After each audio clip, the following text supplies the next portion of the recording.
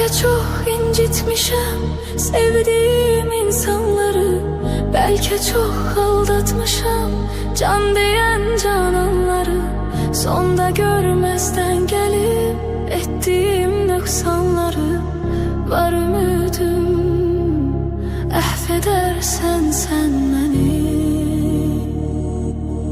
Bilmez idim dert verer derdimin dermanları, gün gelir pişman olar nefsinin kurbanları.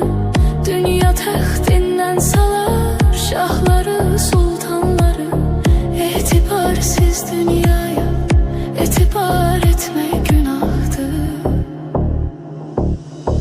intihar etmek günahtır.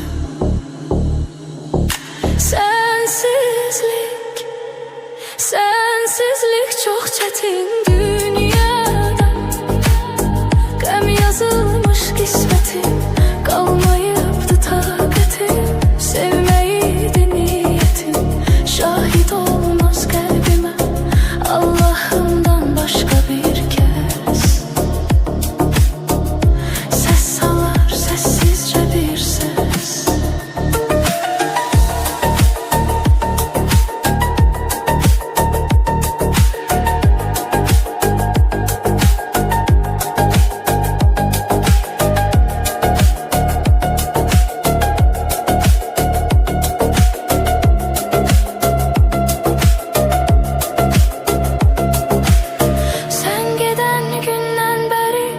Vesvedir sözler seni, ruhum ardıncan gelir, kölge tek izler seni.